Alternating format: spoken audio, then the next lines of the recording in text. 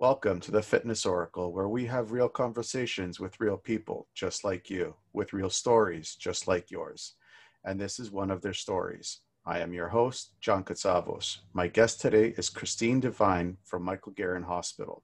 She is a 20-year veteran in the fitness industry and has been at Michael Garron Hospital for the past 10 years as the wellness specialist. She is a strong advocate for healthy workplaces and psychological health and safety, which is her passion. Christine, welcome to the show. Hi, John. Thank you for having me. Thank you for coming on. I'm greatly honored that you're here. Well, I'm honored to be here, so thank you. So, how does it feel coming back to work from home, from working at home? Actually, I was at the hospital the whole time during COVID. We were lucky enough to get 1 or 2 days a week where we could work from home.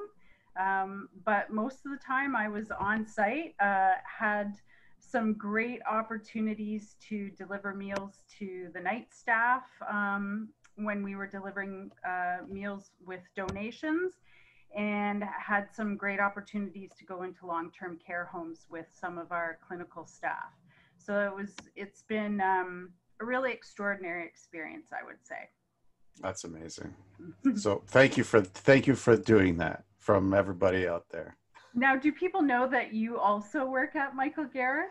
No, that is a secret that I was trying to Oh, keep, but it's that's okay. out Now, now. It's out now the now. secret is out. Yes, I do work at a hospital. It is my full-time gig. Well, and the reason I brought that up is because I want to say how amazing you guys and your department have been to all of us in this bizarro world of unprecedented moments, right? So I just wanted to return and reciprocate the gratitude. Well, thank you. I know all the guys in the IT department are grateful for all your guys uh, for all your guys well wishes for us because we've been through a rough year this year. For sure you have. You guys are the walking department of resilience. You just keep on going. Well, yeah, that's what we do. So what got you into the fitness industry in the first place? Well, long story short, went to university, did not like the programming that I was in. Went, asked my parents, can I drop out? Can I take a year off and go to work? And then auditioned for theater schools. And they said, no, you must have a BA that you must fall back on. So you need to finish the job. So went to university, took a couple of years off to work, and then did audition for theater school. Came to Toronto in '96 and attended a theater school there. Did some live theater for a couple of years. Decided upon meeting really phenomenal artists with extensive resumes who still couldn't pay their rent, that was not the life I wanted to lead. So I took all of the dance experience and the body work and all of the performance skills and went and got my fitness certifications. And it's funny because you know, growing up, I would do all kinds of, like Reebok step video and 20-minute workout. My mom would come by from the kitchen and walk through the room as I was working out. She'd go, you should be an aerobics instructor. And I'd go, who wants to be an aerobics instructor? Right? Like it was some badge of shame. So, lesson learned, moms always know, don't they? Yes, they do. Yeah, so it's been 20 years of amazing moments and lots of lessons, good, bad, and ugly. And it's a great industry to be in because we get to I always say we get to watch people surprise themselves, right? We get these clients that don't think they can do what we're, putting in front of them or asking them to do, and through healing and through perseverance, they accomplish it, and it's such an honor to watch people surprise themselves, right? Yeah, it actually really is. So what was the catalyst for you to transfer into corporate wellness? Um, I had done a stint at the hospital many years before I actually took on the role of wellness specialist, where they were hiring out class slots, and they hired me to teach a few classes. And I really, really enjoyed the culture of the hospital. I'd never had a corporate experience before. I come from a family. My dad was a CEO, my mom was a head of HR. So I had an idea of what corporate life was like, but I didn't have the lived experience. And when I came to the hospital, it was so different from any conversation I'd heard over the dinner table growing up, right? And so a few years after that teaching engagement ended, they were looking for somebody to cover mat leave. So I applied, and that was it. And while I was there, I asked the director of HR for an appointment, and I laid out a business plan because I had been working in gyms for a while, and I thought, we can do a little bit more with this program, and we can make it more accessible to people, and we can really try and find more opportunities for people to meet across the organization. Because yes, it is tremendously wonderful to have facilities for your people, to be able to stay healthy and fit, but at the heart of organizational wellness is really and truly opportunity for human connection. So, it didn't matter if people were coming to lose weight, or coming to get strong, or coming to rehab. What mattered was that they were meeting people they wouldn't normally meet. They were talking about their kids and, life outside of the hospital, and really starting to create relationships with one another, right? And as we know, in the hospital world, things have been quite tense lately, and your relationships are going to be what gets you through it all. So, long story short, sorry, I sort of talked around in a really big circle there. I applied. I asked the director of HR for time. I presented my business plan to her, and then they offered me a job. So, and I said, yes, please. I would like a pension and some benefits. That's awesome. We're actually going to touch up a lot about what you just said Okay, a great. little bit later on, so we can get deeper into exactly all those amazing topics. But before we do, have you ever felt like quitting? Oh, no, I don't think so. I think it, I love movement. Like, first and foremost, I'm a gym rat. I love movement. I love to sweat. I come from a world of dance, and in theater school, we moved, 6 of the 8 hours we were there, in a very intense way. Uh, I really, really enjoy working with people, particularly those who are coming back from, catastrophic injury or illness. And what I find most fulfilling in my job now, which is part gym rat, part sort of administrative, is the opportunity to advocate for healthcare and healthcare workers. As you're one of us. Um, Behind the scenes and at the front lines, there are workplace issues and conditions that nobody else has to deal with, right? Unless you're a first responder. There are things that you see that are incredibly disturbing. And so to be able to advocate for people, to find supports that are helpful to them, and to share their stories with their permission, across the country, and really try and shape what healthy workplaces look like in the health sector, uh, is such a big honor. And it's a purpose that I didn't think I had. I thought I was supposed to be singing and dancing, right? But really, this has been such a lovely surprise, and I'm so grateful that I've been given so many opportunities to discover this, right? So very grateful. That's awesome. Yeah, I've seen some of your workout plans posted all over the hospital before the COVID stuff, and I'm like, oh, that's interesting. That's interesting. That's interesting. That's interesting. So, uh, how would you define the foundation of wellness?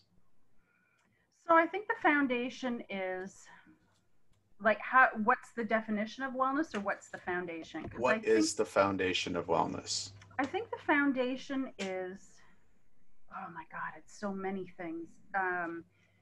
There's rote sort of definitions of it's the psychological, the social, and the emotional well-being of an individual. I think it's particularly in the workplace, it's feeling a part of a community, feeling that you're and knowing that the relationships that you make are supportive, are healthy, that you can come forward with difficulties, that you can ask questions, that you can bring forward ideas. And in any of those instances, you are not going to be chastised, criticized, made fun of. So I think wellness is an atmosphere, an environment that cultivates your ability to speak your truth, to live your purpose, to try things out and fail, and to still feel supported and feel like somebody's in your corner. And in this case, it's the organization or a mentor or a colleague or somebody that you chum along with in the wellness studio.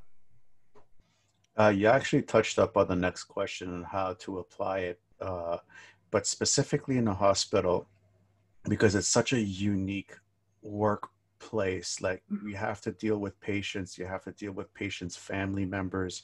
Like you said before, we have to deal with, uh, very touchy situations when it comes to dealing with patients and patient and family members.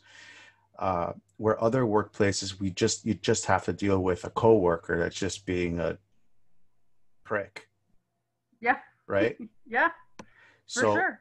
how would you apply it to for a hospital worker that has to deal with something like that with in your line in your area? How would you go about like helping a colleague, for example, that's going through a rough patch at the hospital? Yeah, and you know, so part of wellness within the hospital is this organizational approach to making sure that our leaders understand the unique stressors of the workplace, making sure that they know when a staff member or a team member, when their behavior changes, that it's not an opportunity to reprimand somebody, it's an opportunity to go, hey, I know you, right? It's like that Roy Rana from the Sacramento Kings. It's his 30 seconds for every player every day sort of motto, where if we create the relationships every day with these little moments, and it could be a glance, it could be a hey, how are you? It could be hey, how was your kid's first day back? It could be, like any little moment that ties us together as humans builds the foundation of trust so that if there's a behavior change, if there's an issue, if somebody comes forward and says, I'm having a really hard time with this patient, or I can't get the family to sit down with me for a family meeting, or the patient and the family have different wants. How do I manage this? You set up a foundation where that staff member or team member knows they can come to you. And the corollary of that is the manager knows that staff member well enough to be able to go, hey, something's different. How can I support you? Tell me what's going on. And from a wellness perspective, I mean, that goes, it goes into emotional intelligence skills, into having crucial conversations. There's a really great conversation framework from an organization called Vital Talks that is specifically designed for clinicians to have conversations with families and patients. And it is really about developing skill sets.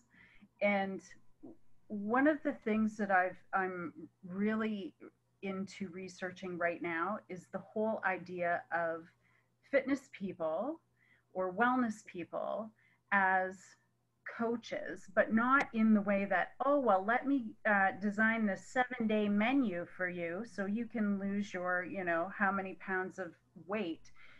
But coaching from an idea or a viewpoint where we want to develop and grow other people, right? Like you see what they're good at, you see what they're struggling with, you go, okay, here is something I think you would be really interested in learning.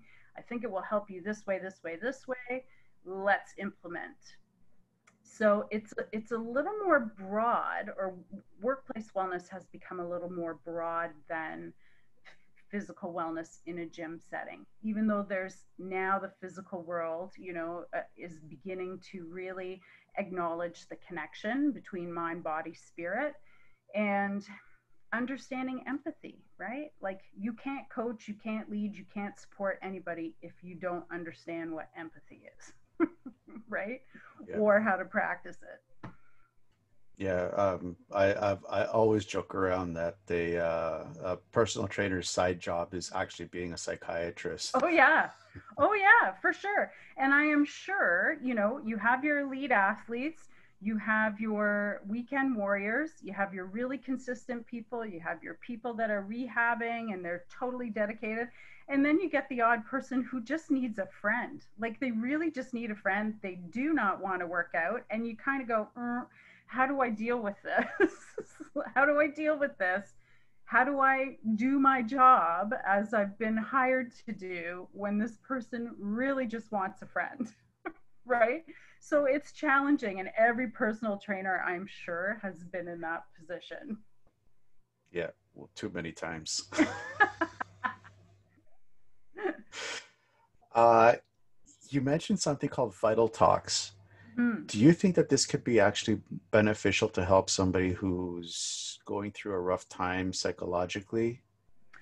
Um, I think the end game is particular to clinicians or people on the front lines. It is to help them build trust and rapport and respect between patients and patient families so you can have really difficult conversations, right? About what's prognosis look like, what are the avenues of treatment, what's the value system, what's the quality of life or the definition of the quality of life for the patient, right?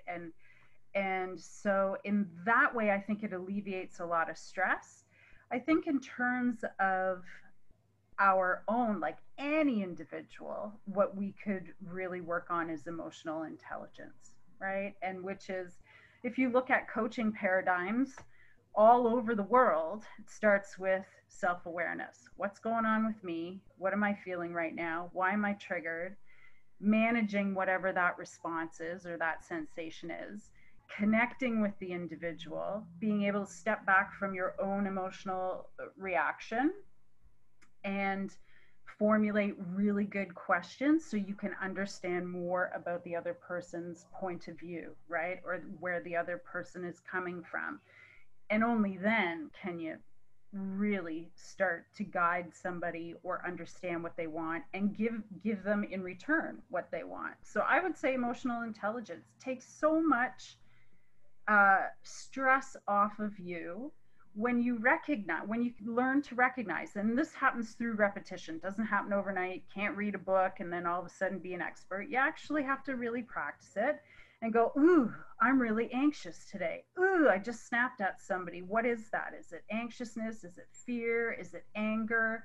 Is it feeling threatened, betrayed, whatever it is? Naming it, sitting with it, and then being able to go, okay, why am I feeling this way? And what are the questions I need to ask to understand more about the situation so I'm not, blasting through the hallways, alienating people, which many of us do, right?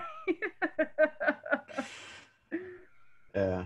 Uh, I know sometimes I've done that. It's just sometimes I need my own me time in my Yeah, own thoughts. and you know what? Like we always say in emotional intelligence, your amygdala has not changed since caveman times, right? A threat is a threat. It's not a saber-toothed tiger anymore, but it's still, we perceive, we perceive things to be threats, and our amygdala acts like 100 billion times faster than our neocortex. So all of the rationalization, we have to train that. We have to put that back in the driver's seat. And you can only do that by, deep breathing and naming where you're at. And I think a lot of the issues we have today psychologically in the workplace is fear of speaking up, an inability to start conversations, tough conversations, right? And having faith that the other person is going to be respectful in return and go, oh, you know what? I never even thought that that could offend you or that you would be worried about that. Let's talk about it. Well, we don't even broach the subject, right? We go, oh, we can't talk about that. So I would say emotional intelligence, great, great skill set to learn. Do you think that we're more triggered today than we were like caveman days? Oh Do you yeah, think that we're always in that fight flights response? oh yeah. And it's especially in the hospital, right? Like emergency room workers, they're constantly in cortisol overload. And so what do you do? And as a trainer, like what do we do when people come to us? They're middle aged, they're diabetic, they're not sleeping at night, they're having 2 glasses of wine every night before they go to bed because they think that they're going to sleep well. They're eating garbage during their shifts. Um, and they're in total cortisol overload land, and they've been there for 18 years. Like, how do you train these people, right?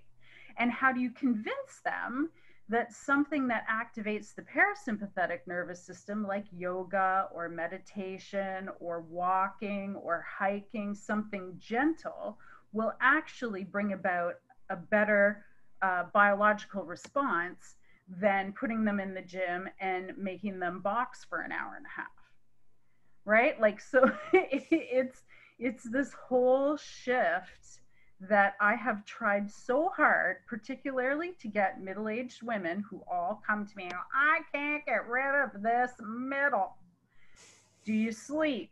Do you drink wine? What are you eating? How many people are relying on you? Are you still making the beds of all 7 children? Which I've heard from people. I've heard middle aged women say, I can't work out in the middle of the day. I have to deliver lunch to my kids at their place of work. And I'm like, well, how old are your kids? Well, one is 30, one's 35, and the other's 40. And I'm like, your kids are not going to starve, mama. Get some time in for yourself. Lucky kids. Yeah, exactly. I'm like, I wish my mom would cook for me. Me too. But yeah, I think we put way too much stress on ourselves. It was great. I was having a conversation the other day at the hospital, and one of the managers who has worked for years in the ED said to me, she goes, you know what? This COVID has given me such a great opportunity to reflect on so many things. And this person is a mom, 2 or 3 kids at least, young, great busy family life, really accomplished manager and professional. And she said to me, the reflection has been, boy, was I putting so much pressure on myself. She goes, somebody said, oh, Mom, we need bananas. I want to make banana bread. I would not think twice about leaving work after working 10 hours to go to the grocery store to get bananas and bring them home so somebody could make banana bread. She said, now in COVID, you think I'm waiting for 2 hours in line at Loblaws so that, I can get bananas? You get bananas on grocery day. I said, well, why didn't you get bananas on grocery day before, right? So we pile on all these expectations and all these, goals, and everybody's got to be happy, and we got to do it for the team. And really, like, this has been, for us, and we're lucky. I truly recognize that, you may have listeners that have not worked through the pandemic and who have had an incredibly stressful time. But for those of us who are lucky enough to have employment and to have some normalcy of going to work, it has provided us the opportunity to go, holy smokes, like I didn't need to do all that. I can be quiet. I can be still. I can eat at home with my family every night and look at the riches that comes from that, right? So it's been an interesting ride for everybody, I think. Yeah, I totally agree with you. I think this COVID thing was one, like you said, a good wake up call for us, and two, a positive reset for us as well. Because, like you said, we have been like going like squirrels for so long. Yeah, look at all the people now that have vegetable gardens. Like I'm from a wee tiny town in southern Ontario. Everybody, predominantly European, little town, and everybody had vegetable gardens when I was growing up. And now it's like the thing. People Mhm. are in their backyards, they're tilling the soil, they're watching things grow. They're keeping little log books about what was successful, what wasn't successful. It's like little science experiments they're having with their kids. How amazing is that? And Yeah, they wouldn't have thought of it, if it wasn't for COVID. What a great discovery. yeah, exactly. So shifting gears a little bit here, define the whole greater. Uh, the whole is greater than the sum of the parts. Yeah.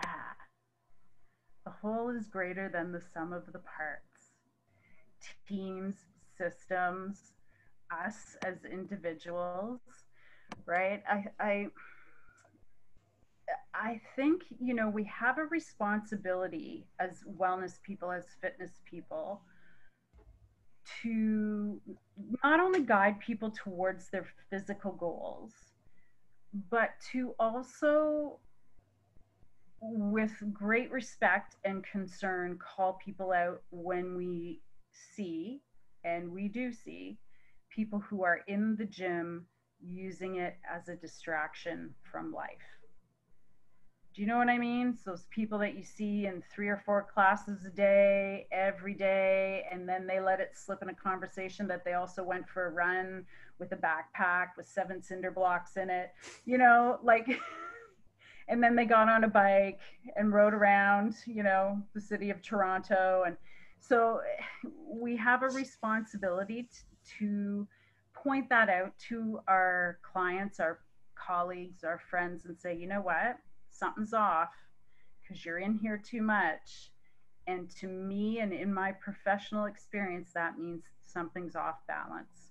What's bothering you? How can I help guide you through this? Because in the long run, we know that much gym time is going to tear that person down further, right? So, encouraging people to look at the whole of life. You don't lose your 10 pounds this week? Oh, well, did you have really good time with your parent, quality time with your parents or your best friend? Did you read a great book? Did you experience something you've never experienced before? Did you help somebody else out? Right? Like all of those parts of life are so much more important. Yeah, So that's what I mean by the whole is greater than the sum of the parts. cool. How does that apply to the workplace? Oh, yeah.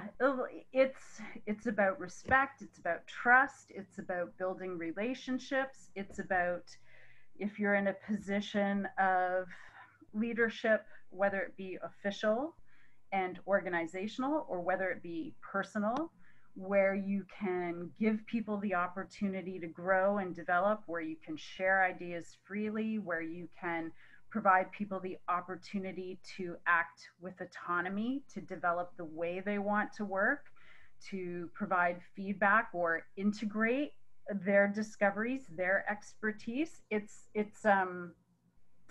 quite expansive, that idea in the workplace. And no man is an island, right? Like we need IT all the time.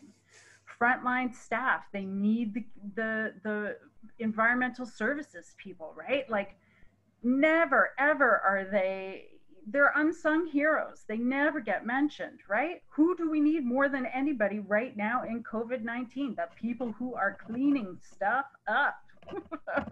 Yeah. So it's really about cultivating an appreciation and respect for everybody's role. Cool. Um, Now, I haven't personally seen this at the hospital, and I've been at the hospital just over 4.5 years, well, close to 4.5 years now. But let's say somebody is being bullied at work.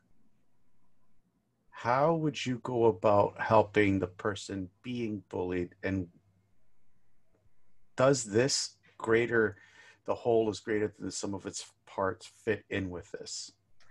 Yeah, so workplace bullying is tricky. So I can put my HR hat on and say, there is a really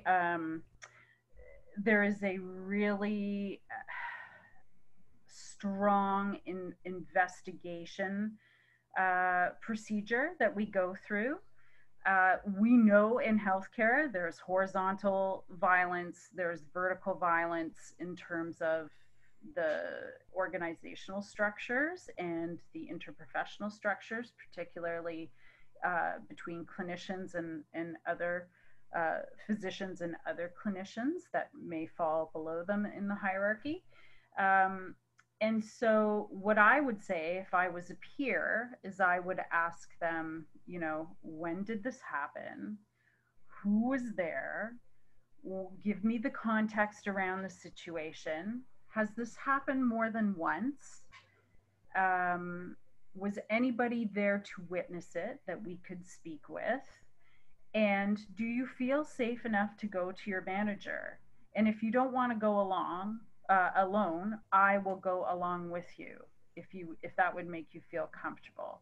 There are in many workplaces, including ours, there's a series of sort of questionnaires and sort of like a guide to help you understand whether or not it is bullying, because many times people will think they're being bullied, but it's a manager that doesn't have the skill set to say, oh my gosh, there's a behavior change. Here's a great employee who's now coming in late every once in a while, or who is behaving in an inappropriate way. We've never seen this behavior before. And I don't have the skill set to go up to them and say, oh my gosh, this is a sign that something's really wrong. And I should be asking if you need help. Right? So here we come back to the leadership and making sure that everybody has the skill sets and the awareness and the opportunity to check in with people every single day so that we know what the norm is, right? But if you think you have a buddy that is being bullied, go to HR or go to the manager. Tell your friend you'll go with them if they don't want to go alone, and they usually are very I don't want to say rigid. What I want to say is well constructed systems to help you maneuver through this. Could be mediation, it could be investigation, it could be, it could be that person's just a donkey and needs some guidance about how to be a human being, right? They might not even understand the impact that they're having on the person who thinks they're being bullied. So, there are a lot of different outcomes, but most organizations are on it if you come forward and say, I got an issue. So schoolyard tactics and schoolyard rules don't apply. They don't apply. Don't do that. You'll get sued and you'll have to pay money. Okay, there you go, people. If you're being bullied at work, don't punch the bully in the face. No, don't do that. Don't let air out of their tires. How would you define flow? It's those magic moments. You felt it, right? Like on a run, or when you're in the gym, or you're working on a great program on the computer, or you're listening to music, or it can happen at any single time doing anything. But when you're in it, time just disappears, right? You're just going and going and going. There's this amazing sense of calm. And almost like wonder, right? Like, oh, this is so cool. You're completely entranced, ensconced in whatever you're doing. That's there is a positive psychologist named Martin Seligman from the University of Pennsylvania, and I steal a lot of his stuff, and I say steal because I do, for our wellness strategies. And he talks a lot about purpose, uh, being tied to purpose, how relationships help cultivate and strengthen your sense of purpose, how flow develops from that, how we can improve our ability to be happy. So that, just like emotional intelligence, our ability to be happy is a learned skill. So, you know, it's a really tangible thing, even though we talk about it in these mystical terms, right? Like these esoteric sort of terms.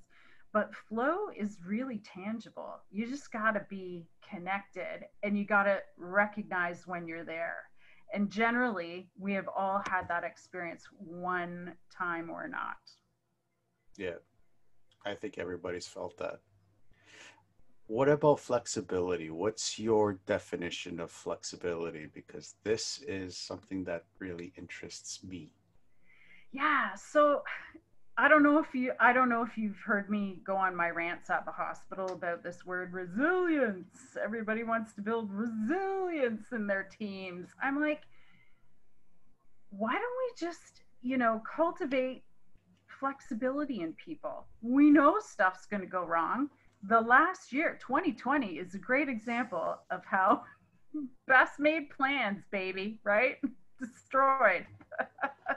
And so flexibility is giving people the opportunity to fail when it's safe, so that when things don't work out, right, and we have no sort of advance warning, they're going to be able to roll with the punches, and they're going to be able to say, okay, well, we've kind of been in this situation before, and what worked was yada yada yada, or what didn't work was yada yada yada, let's try this. But at least they have, a skill set where they can come up with a new idea, where they're courageous enough to put it into action, or to at least verbalize it and get some feedback, or some sort of representation at a table where decisions can be made.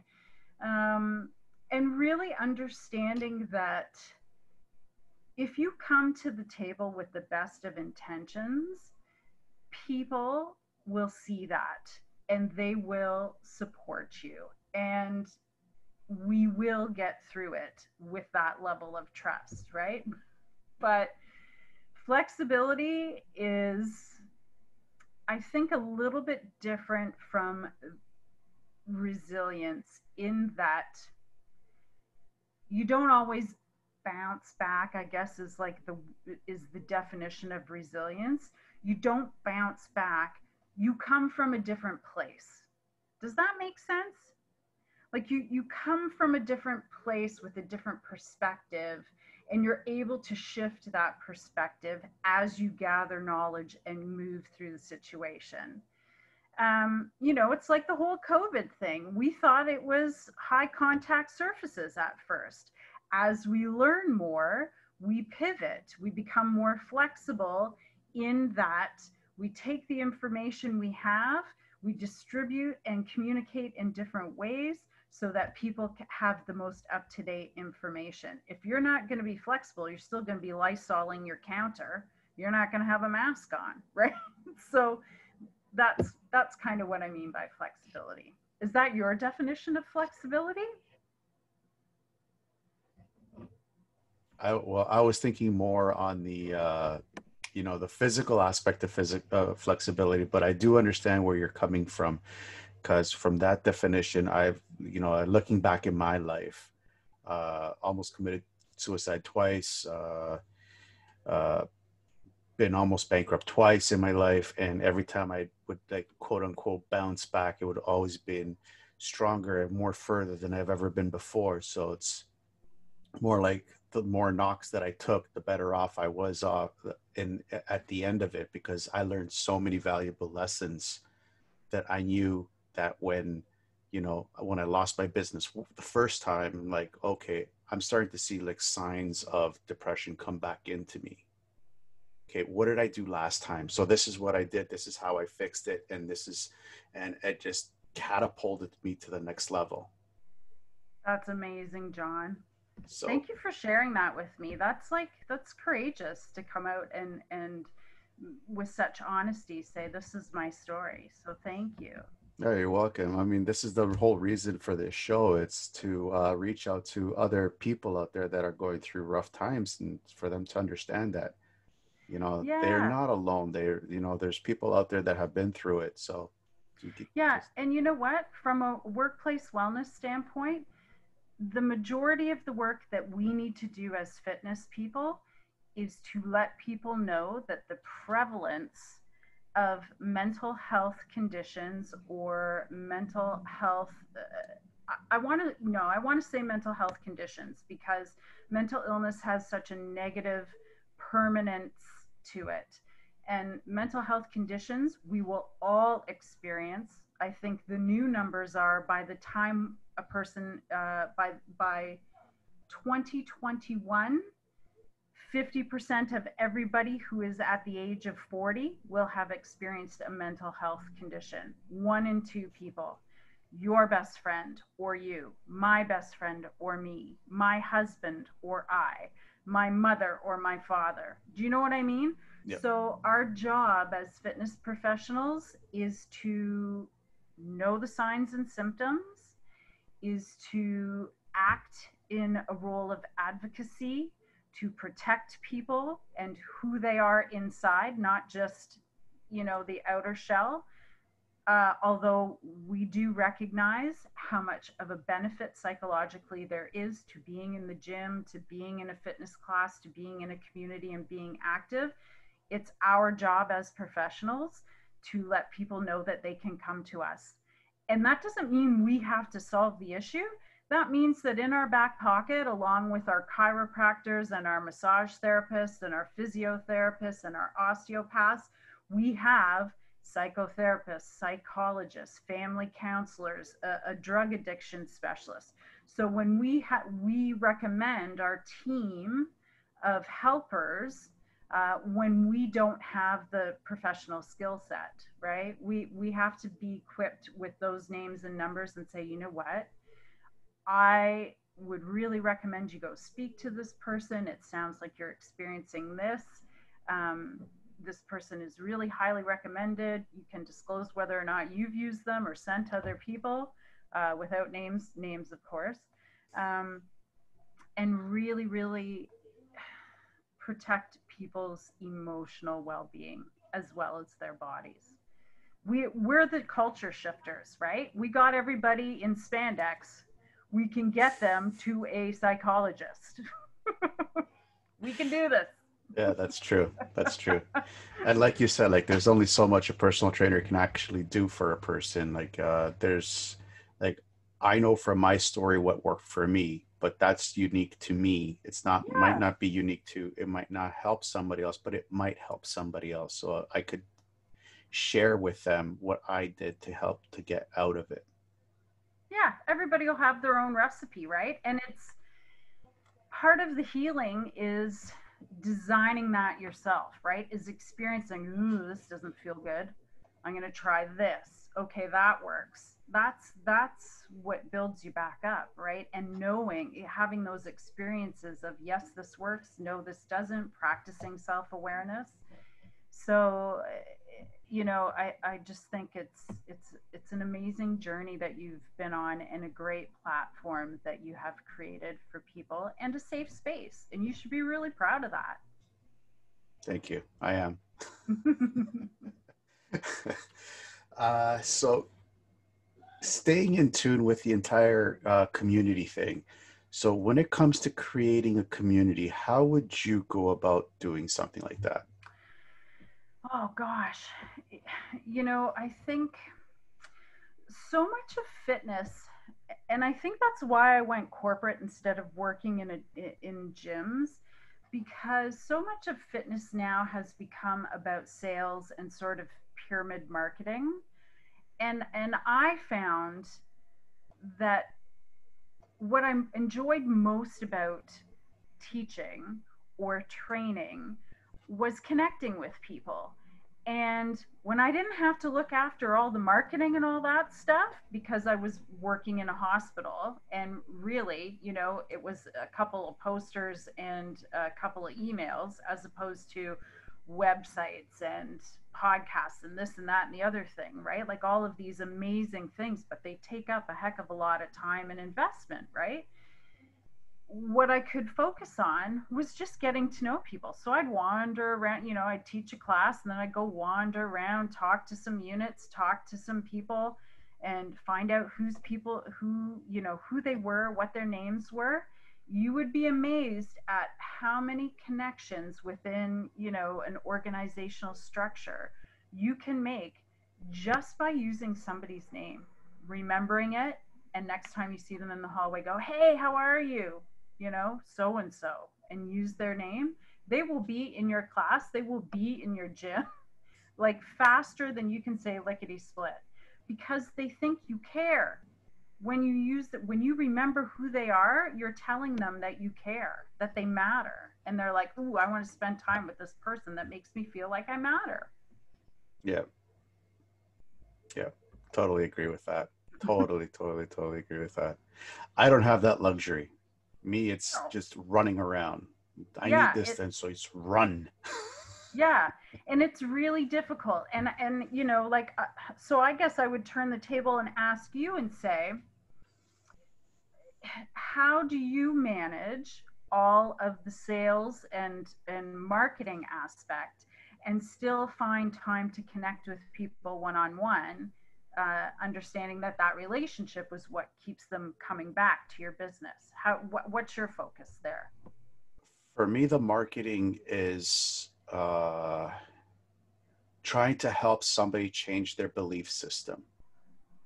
To me, that is what marketing is. How can I change your belief system into what my product can actually help you and add value to your life? So when I release my next product, which is the weight loss product for men, um, these are the tools, these are the tips and tricks that helped me get out of my bad space. And every time I fall into a bad space, these are the tools that I always fall back on.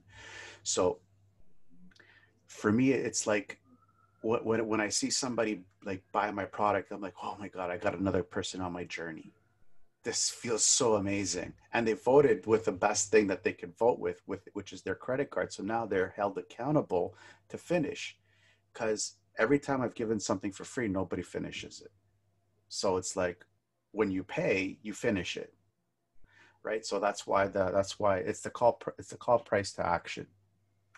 That, you know what, so many times trainers will be approached, well, why don't you have a prorated scale for people who can't afford such and such? Okay, and so we're in healthcare, so we know what the social determinants of health are. And we know that there are great disparities in accessibility. But time and time again, research after research study shows if you undervalue monetarily your services, people will not come. I used to have my favorite client in the world was this woman who would paid top dollar for me to train her by the hour. And back in the day, so that would have been like 15 years ago, it was 65 bucks an hour. That woman would, she worked like two storefronts down from the gym I was at. She would, 5 minutes before our training session, she would call and go, I'm sorry, I can't come. I'm with a client. But she knew I had a 24-hour cancellation policy. So I would like sit there and make 65 bucks for going to the gym, setting up a workout, and then not executing. Was it fulfilling for me in any way, shape, or form? Absolutely not. So what I started to do was bump my prices up so that I was pricing those people out of the market, right? The people that weren't really serious. So I think you're very smart to hold people accountable by making them pay. My other question would be, how do you connect with them through the process? So obviously it's like you say, they have to finish something, so they're with you for a while. So how do you connect with them during that journey? Well, I used to run myself ragged when it came to that. So I would meet up with them and do that, but I figured, you know what, this is draining on me. So this whole program that I devised was is basically I'm trying to create a community of men to help each other keep themselves accountable. So when one guy falls slow or falls starting to fall off the beaten track, you have a whole group of guys saying, "Hey, yo, Jimmy, let's go. You gotta keep this up." Because there's a little bit of a prize at the end of it, which I'm not going to go into right now. Okay. There's a little bit of a prize after the 21-day challenge. There's a prize for the winners, the top three guys. There's a prize for them, and Cool. it's a surprise. But anyways, so yeah, it's like I have a Discord. I have a Discord channel which they can go and they talk and keep each other accountable. I get on a call with them once a week, See, and great. we just work through whatever problems that they're going through, whether it be they missed a workout. Okay, why'd you miss a workout? Whether it be oh, I don't feel too good. Okay, why don't you feel too good? And you have a whole group of guys saying, you know what? We're all brothers here. We're all here to help each other. So That's cool. that's how I'm keeping everybody accountable is by making everybody else keeping them accountable, themselves accountable. That's very cool. So, along those lines, when COVID happened and the province released their guidelines for care, should we reach a certain threshold in the industry, there were certain decisions that would be made about who gets a ventilator, who doesn't, right? It could be based on age, predisposition to other disorders, this, that, and the other thing. And there was great concern for the emotional and psychological well-being of the people who were going to have to make those decisions. And so one of the things that we did in the hospital was we surveyed all of the physicians and said, would you like a buddy? And all you have to do is connect with this, exchange phone numbers and connect with this buddy every morning and ask the question, do you need anything from me today? And it could be anything, how you doing? What do you need from me today? And it could be, nope, but thanks for sending me a text. I'll connect with you tomorrow. But that was what it was, right? Just that little act of committing to connecting with somebody once a day took 30 seconds, right? Uh, and the amount of calm I think it brought people, and the sense of not being alone going through what we thought we were going to have to go through, which we might have to go through in the second wave. I mean, who knows, right? But I think this idea you have of having forums for community so that people can get together is probably the most valuable thing you can do for folks. Like, I know people from gyms that I taught in 20 years ago, they're still buddies. They still all go to class, right? Like, they still go and they go for coffee after, and they've seen each other through marriages, divorces, marriages of kids, graduations, grandkids. Like, it is the physical wellness community offers so much more than sets of push-ups, right? Or a diet plan. And I think if we as fitness professionals can stay anchored to that, then we'll be doing society some good. Yeah, absolutely. And like you said, being a personal trainer is it's more than just you're offering more than just a physical change. It becomes a psychological change. It becomes a spiritual change. It becomes so much more. You change as a being rather than just okay. I'm just gonna gain muscle, or I'm gonna lose 10 pounds of fat. It's so much more than that. Yeah, one of my mentors Dr. Peter Jensen, who is the sports psychologist for the Olympic team. Now his son Dane is sort of taking over the reins in terms of his coaching. But he talks about great coaches, which is basically what we are. Great coaches have an intrinsic need to develop others. Like we're really, really interested in watching people grow and thrive. And so that's the whole like sort of circulatory system of community, right? It's watching each other grow and thrive and develop and discover new things and being excited for other people. You know that whole saying about snuffing somebody's candle out isn't going to make your light shine brighter. It's that whole idea of feeding each other.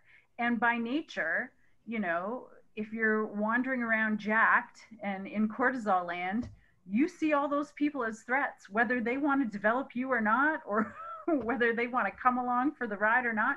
You're going to see them as threats because you're in cortisol land. So we need to really harness that idea of community, of lifting somebody else up. And if you don't know what your purpose is, the best way to find it is to help somebody else, right? Like, and figure out, ooh, what felt good about this experience. Yeah. Which you actually touched up on my next question, which is how would you define coaching? Yeah, I truly think it's the desire to see other people grow and change and to let them be surprised. And it's that idea of we're going to define where you're at, we're going to define where you want to be. And then good coaches, we set you up with a challenge where you can meet the task, but it requires some practice so that you build competence. And then we step it up, a little bit harder challenge. We give you time to sit with that challenge and master it and build confidence. And then we step it up a little bit. So I think, it's about building people who can deal with instability. So I always use the analogy, we think, oh, when we go to the gym, we want to build a strong athlete, we just pile more weight on them. Or we want to build a stronger individual, we just put more burden on them, ask them to do more. But that's not really what builds strength. What builds strength is instability, right? So you stick with the same 20-pound dumbbells, we put you on a BOSU, we tell you to close your eyes. Now move around, tell me how that feels, right? You're using everything.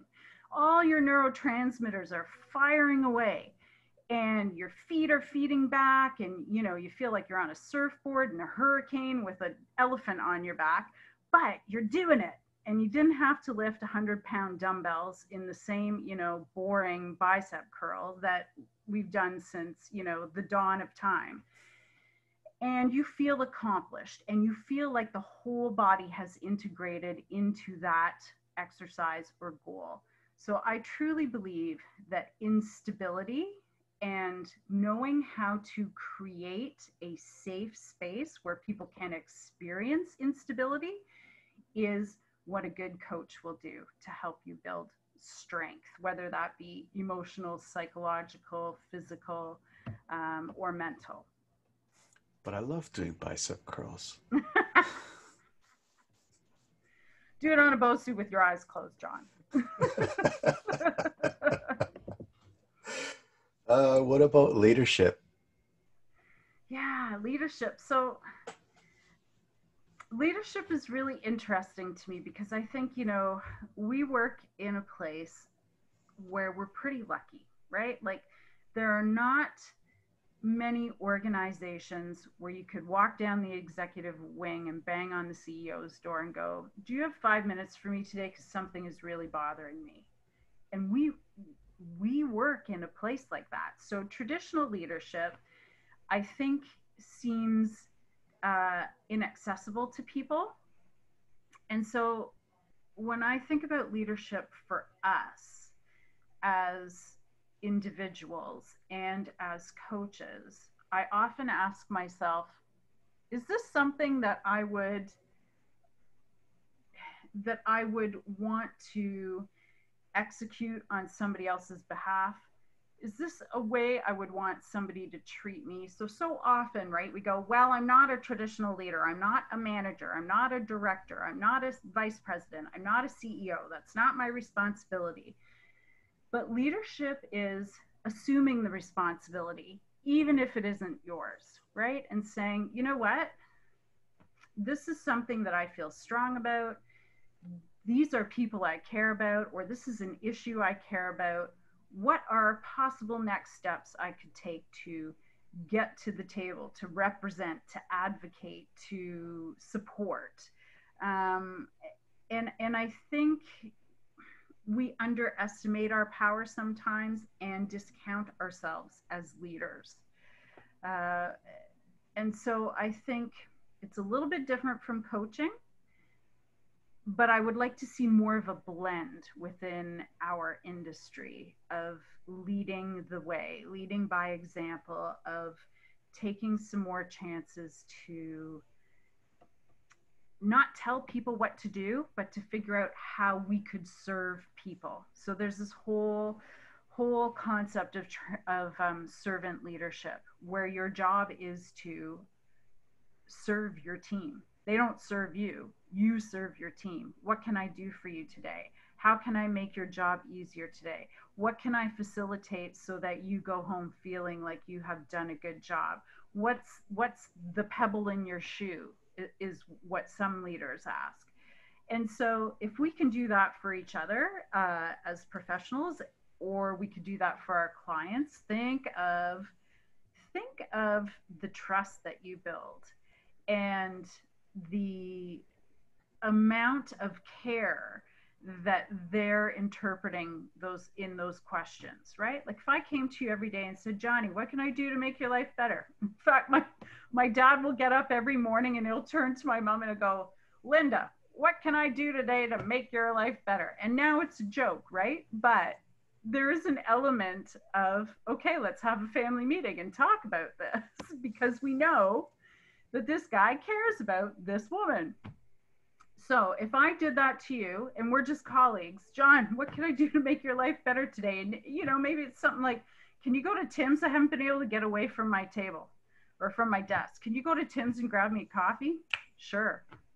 Right? Like something so simple, but somebody checked in on you. Somebody's doing something for you. How great is that? So basically something along the lines as extreme ownership, like Jocko Willink talks about. Tell me about that. I'm unfamiliar with that. Jocko Willink is ex-US Navy SEAL commander, and he talks about everything that happens under you or above you, you have to take ownership on that. Yeah, 100%. Whether if it's good, it's good. If it's bad, you got to deal with it. Whatever comes out of it, you got to deal with it. And if I ask somebody to do something and they didn't do it properly, then well, that's my fault because I didn't explain it to them the way I wanted it done. That's such a great example. So the other thing, right, in the workplace, we go, okay, everybody, we want you to do X. People leave and they execute X, but the result is Y, right? And then the manager goes, well, obviously you don't know what you're doing. But did everybody understand what X was? And was there a discussion and a shared vision of what X was? And so I think as leaders, right, personal or professional, as coaches, personal or professional, our job is not to jump right to competence. Our job is to say, ooh, did I give you all the information you needed? Because I know what your skill set is, and I know you're amazing. And what I asked for is not what I got. So did I actually ask for what I thought I had asked for? So we need to clarify our words, our vision, our instruction, rather than jumping to judgment of the other guy's competence, right? which it boils down to proper communication. Yeah, 100%. And that takes time, right? And if we're all running around in cortisol land, freaked out, trying to buy bananas every night after a 10-hour shift, we're, we're not going to think that we have the time to nurture and develop and grow and collaborate a vision so that everybody has a shared understanding. So I guess that's my big message today. We got to find the time. We can't feel rushed. Everything's going to happen as it should anyway. COVID slowed the world down. You got all the time in the world to talk about, what is it we actually want to accomplish here. Yeah. That whole lack of communication. I remember that story when he was talking about in his book, Extreme Ownership. It was actually a blue on blue. So I don't know if you guys understand what a blue on blue is, but Jocko said, okay, we need to secure this building, and we need to secure this building to make sure that the insurgents in Iraq don't come on to us. So one of his SEAL teams occupied the one building, and another SEAL team that was occupied in another building decided to get a better vantage point. So they left without telling anybody and went to the next building right beside them. And the SEALs in the first building didn't know anything, and they saw people rushing into a building. So they just started shooting. Oh my God. Yeah. So that's the whole lack of communication. I mean, we're not going to get into that kind of bad stuff at the hospital, but it could potentially turn like that without lack of communication. Oh, for sure. For sure. And this happens in personal relationships, and it boils down to emotional intelligence, that ability to not blame the other guy and go, oh, you're incompetent, you don't have the skills to accomplish this. It's that ability to step back and go, okay, wait a minute, what did I say? Because obviously I was not clear. So, being able to reflect and then being able to go to the person and go, okay, you may or may not find this entertaining, but this is not exactly what I had in mind. Tell me what your interpretation of what I had said to you was.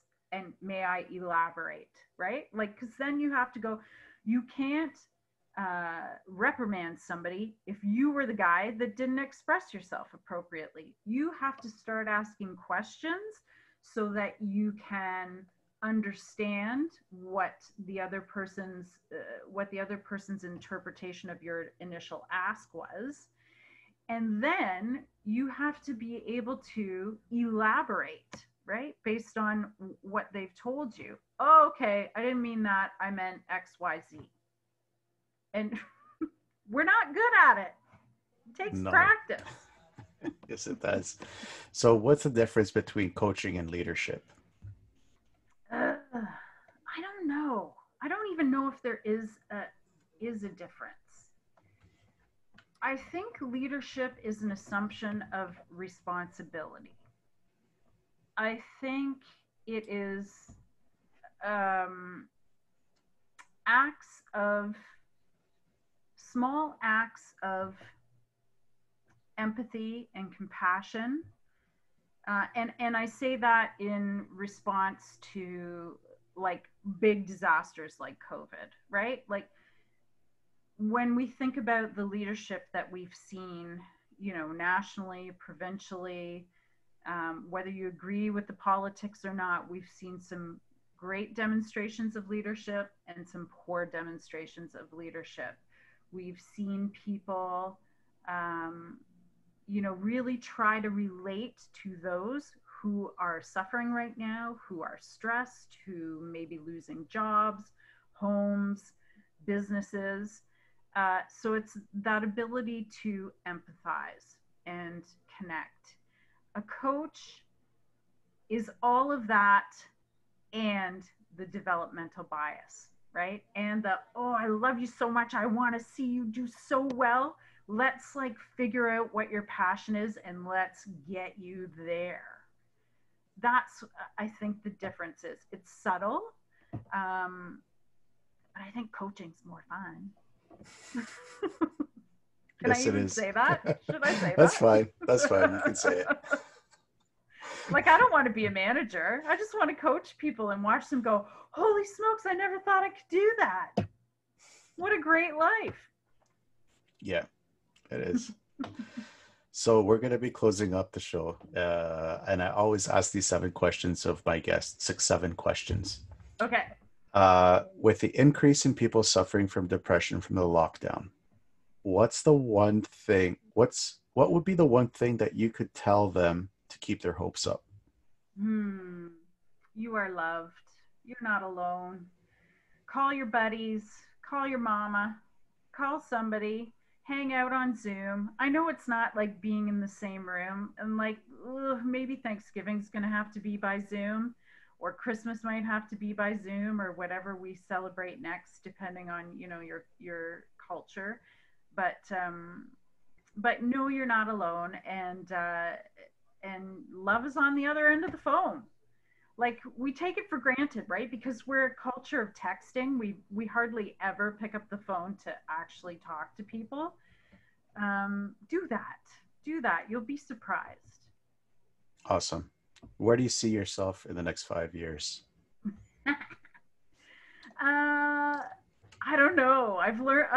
I don't know. Isn't that awful? Like, I should have this whole idea of where I want to be. Um, I've learned to have aspirations, but to know that there is a bigger picture happening, and to say yes to things that you are afraid of. How about that? In 5 years, I want to become adept and consistent at saying yes to things I am afraid of, because I found out that's when the magic happens, is when you say yes. That's awesome. That's probably one of the best questions I heard with that. One of the best answers I heard with that question. I like it. Good, because I thought you were going to go, oh, you're a dullard. You got nothing planned. Saying yes to fear is actually a very scareful and very brave thing to do. It's totally scary. And I think that's our human journey, right? Like, we all struggle with that. I think that is the human condition and the human journey. Yeah. And the more we can do it, the better the reward at the end, right? Yeah. When you end up making friends with your fear, it's a whole different ball game after that. Because you're It's so just elevated now. Like, now, all the things you can accomplish, because that energy that you were putting into the fear is now yours. You own it. You can put it anywhere you want, right? yeah, exactly. If you could pick up the phone right now and call yourself when you were 20 years old, what would you tell yourself? Get out of the seeps and go to class. That's what I would say.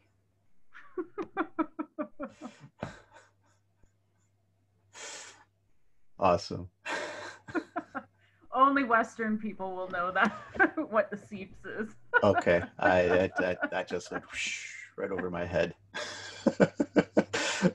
There was a little bar that used to be in a CP rail house, so they called it the Seeps. A little bar at Western. Okay. Looking back, would you change anything?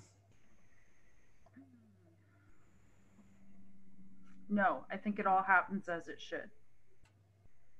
Good, bad, ugly, painful, joyous, rewarding, depleting, it all happens as it should. Every moment has value if you can reflect on it and learn from it. Cool. What keeps you up at night? Right now, it's my cat, my little kitten. Um, I think, as I get older, I'm going to be 50 this year, and I'm not concerned with what I've accomplished. Maybe I should be. Maybe that'll be the big revelation on the day I turn 50. But I think what keeps me up at night is knowing that my people who are most important to me, my parents, are not always going to be here. And how am I as a kid? Because you're always a kid, right? Doesn't matter how old you are. If your parents are around or if they're not, you're always somebody's kid. How am I going to see them out in the right way? very conscious of uh, understanding what their value systems are, what their idea of a quality of life is, so that I can make the right decisions for them. And and kind of forecasting what's it going to feel like. So that keeps me up at night. And I think we all deal with that because it means we're getting older, right? We're getting older, we're kind of gauging our own mortality. You get to 50 and people that start dying, and it's challenging. It's emotionally challenging, it's psychologically challenging. You can at times be gripped with regret or with um, concern, like maybe I shouldn't have had a bag of wine gums every day for 5 years back in the 80s, right? Like, what did all that cheese whiz do from from the 70s, right? Like, I'm full of plastic. So I think, it's that idea of measuring time keeps me up. Cool. Where can people find more about you? Oh God, I'm very private. I do have a Twitter feed. I haven't been very active lately. You can follow me on Instagram at SC Devine, or no, I'm Camp Divine 20 on Instagram. Not always wellness based. A lot of it is familial and communal and sort of friendship and life quality sort of posts. But yeah, you can call me at the hospital if you want to understand more about organizational wellness. Happy to talk to anybody about that who might want to have some guidance about approaching an organization for a position. Cool. We're going to put your links with the podcasts with your permission so people can reach out if they need to reach out. Sure. Johnny, put my work email on it too for Okay. people. I will do. Will do. Thank you. Of course. Any final thoughts? No, I just want to say thank you.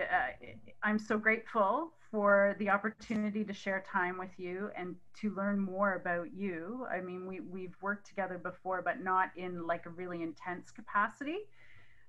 So it's a great honor to know more about your story, and I'm grateful to be able to share time with you. Thank you.